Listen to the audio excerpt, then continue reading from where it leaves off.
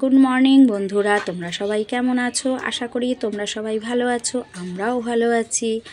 তো এখন সকাল বলতে কটা বাজে বলো তো? এখন বাজে বেলা 11টা। তো বেলা 11টা বাজে আমি মাংস রান্না করব আজকে, তোমরা দেখতেই পেয়ে গেছো। তো মাংসটা ফ্রিজেই ছিল, এর আগে তোমাদের ভিডিওতে দিয়েছি। আমি মাংস এনেছি, ফ্রিজে রেখে দিয়েছিলাম, তো সেটাই আজকে বার করে নিয়েছি, রান্না করব। তো মাংসের তো সমস্ত মশলা আমার কড়াই ছিল, দেখেছো থালার মধ্যে এক এক করে সব মশলা আমি কিন্তু মাংসে দিয়ে দিয়েছি। তো এখন আমি কি করব বলো তো? মাংসটাকে মাখবো, সুন্দর করে মাখবো, মেখে আমি রেখে দেবো। আমি কিন্তু এখন মাংস রান্না করব না, আমি এখন বাকি যে অনেক কাজ রয়েছে সেই কাজগুলো সারবো। সেরে আমি স্নান করব, পুজো দেব, তারপর আমি রান্না করব। কারণ মাংস রান্না করলে না আমাদের আর কিছু চলে না, এই মাংস দিয়েই ভাত খাবে আমার বর আর ছেলে, ওদের আর কিছু লাগবে না।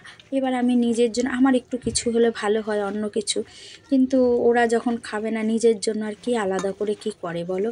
তাই আমি নিজের জন্য আলাদা করে আর কিছু করব না। তো দেখো মাংসটা আমি সুন্দর করে মেখে নিচ্ছি, সমস্ত কিছু আমি একে একে দিয়েছি, তোমরা দেখেছো সমস্ত কিছু আমি দিয়ে নিয়েছি। দিয়ে এবার এটাকে আমি সুন্দর করে মেখে নেব, মেখে একদম চাপা ঢাকা দিয়ে আমি রেখে দেবো। আর ভাত আর মাংস সময় লাগবে না, রেডি তো আমি করেই রাখলাম, একটুও সময় লাগবে না। তো বাকি কাজ সেরে আমি স্নান করে পুজো দিয়ে রান্নায় ঢুকবো। তো চলো। আরেকটা কথা, দেখেছো পাশে দেখা যাচ্ছে লাউ শাক, ওটা আমি না রাস্তায় লাউ শাক এসেছিলো, আবার লাউ শাক নিয়েছি। দেখি সময় যদি পাই আমি লাউ শাকটা কেটে আমি রেখে দেবো। তো দেখো মাংস পুরো আমার মেখে রেডি করা হয়ে গেছে। দেখো আমি স্নান করে কিন্তু চলে এসেছি রান্নার কাছে, আমার স্নান পুজো সমস্তটা হয়ে গেছে। তো বাসন কোসন মেজে যে আমি উপর দিয়েছিলাম সেই বাসন টাসন আমি এখন গুছিয়ে নিচ্ছি। আর মাংস তো আমার রেডি করাই আছে। এখন কটা বাজে জানো? আমি রান্নায় এসেছি, এখন বাজে তোমার 12:30, এখন বাজে বেলা 12:30। তো রান্না হয়ে যাবে, দেরি হবে না। ওদিকে দেখো আমি ভাত বসিয়ে দিয়েছি, ভাত কিন্তু আমার বসানো হয়ে গেছে। আর মাংস তো একদম রেডি, তেল টেল সব দেওয়া, শুধু গ্যাসটা আমি ধরিয়ে দিলাম। আর এদিকে দেখো আমি যে আলু কেটে নিয়েছি, আলুগুলো কিন্তু আজকে আমি ভাজবো না, ভেজে আমি মাংসে দেব না। আলু আমি ওই মাংস যখন কষবো না তখনই আমি আলুটা দিয়ে দেবো। ওই কষতে কষতে আলু সেদ্ধ হয়ে যাবে। এদিকে না মনীষা এসেছে, আমি কিন্তু মনীষার সাথে গল্প করছি আর তোমার মাংস রান্না করছি। তো মনীষা আবার কিছুক্ষণ গল্প টল্প করলো, করে ও মনীষাকে আর ভিডিওতে দেখানো হয়নি। তো ওর সাথে গল্প করতে করতে আমার খেয়ালই নেই। যাই হোক, ও বাড়ি চলে গেছে। এখন আমি মাংসটাকে দেখো কত সুন্দর করে কষে নিয়েছি, দেখেছো কি সুন্দর কালার এসছে। আরও কষতে হবে, আমি একটু ঢাকা দিয়ে দেবো, এখন গ্যাস কমিয়ে ঢাকা দিয়ে দেবো, তাহলে না এটা একটু হালকা জল বেরোবে, ওই জলের মধ্যে আমি মাংসটাকে কষবো। তো দেখো আমি এদিকে মাংস গ্যাস কমিয়ে দিয়ে এদিকে বসে গেছি লাউয়ের ডগা নিয়ে। লাউয়ের ডগা কিন্তু আজকে আমি করব না, আমি এগুলো কেটে রেখে দেবো। আর আমি লাউয়ের ডগার ঝোলও করব না, এগুলো না আমি ঝুরা ভাজবো। লাউয়ের ডগাটা ঝুরা করে আলু দিয়ে, রসুন দিয়ে, কালো জিরা ফোড়ন দিয়ে আমি লাউ শাকটা ঝুরো করে ভাজবো। তার জন্য আমি লাউ শাকটা কিন্তু একদম ছোট ছোট করে ডাঁটাগুলো কাটবো, পাতাগুলো একদম ছোট ছোট করে দেবো। এর মধ্যে অনেকে অনেক কিছু দেয়, অনেকে শিম দেয়, বেগুন দেয়, অনেক কিছু দেয়। তো আমি ওসব কিছুই দেবো না, আমি শুধু আলু দিয়েই এটাকে ভাজবো। এটা কেটে আমি ফ্রিজে রেখে দেবো। আর একটা বাঁধাকপি আছে, বাঁধাকপিটাকেও ভাবছি কেটে রেখে দেবো। তো চলো সবজিটা কেটে রেখে দিই। সবজি কাটা আমার হয়ে গেছে, কেটে সব ফ্রিজে রেখে দিয়েছি। আর মাংসটা দেখো কি দারুণ কালার এসছে, কষানো কিন্তু আমার একদম হয়ে গেছে। এবার আমি দিয়ে দেবো জল দিয়ে দেবো। আর ওদিকে না ভাত আমার প্রায় হয়ে এসেছে, ভাতটাও আমি নামিয়ে ফেলবো। তো একটু ঝোলঝোলি করব, তোমাদের দাদা ওদিক দিয়ে বলছে ঝোল দেবা, কিন্তু বেশি করে ঝোল দেবা। তো চলো মাংসটা করে নিই।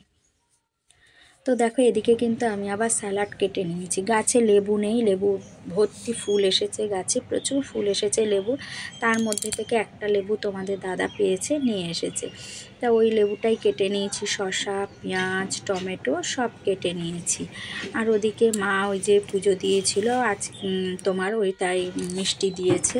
আর এই দেখো মাংস রান্না আমার একদম রেডি, এবার আমি গ্যাস অফ করে দেবো।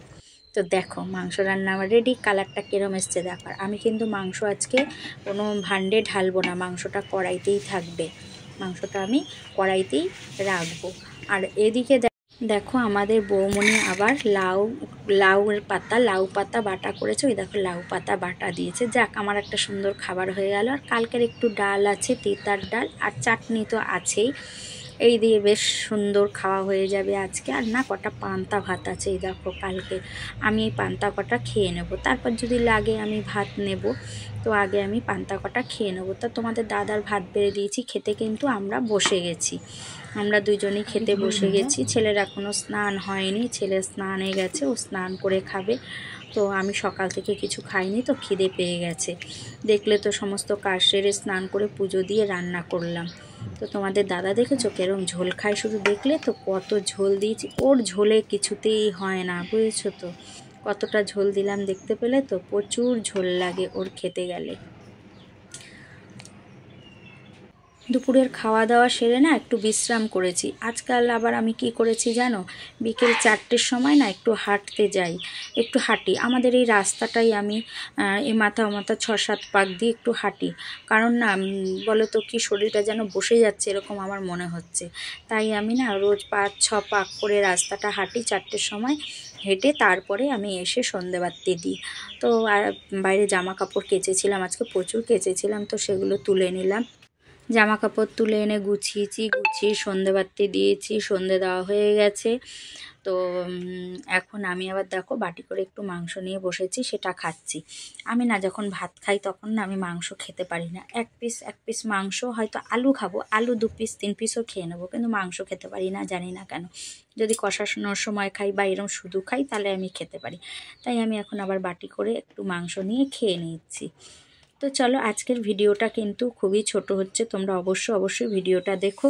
তো আজকের ভিডিওটা এই পর্যন্তই, আবার একটা নতুন ভিডিওর সঙ্গে তোমাদের সাথে সামনের দিন আমার দেখা হচ্ছে। চলো, ততক্ষণের জন্য সবাইকে টাটা।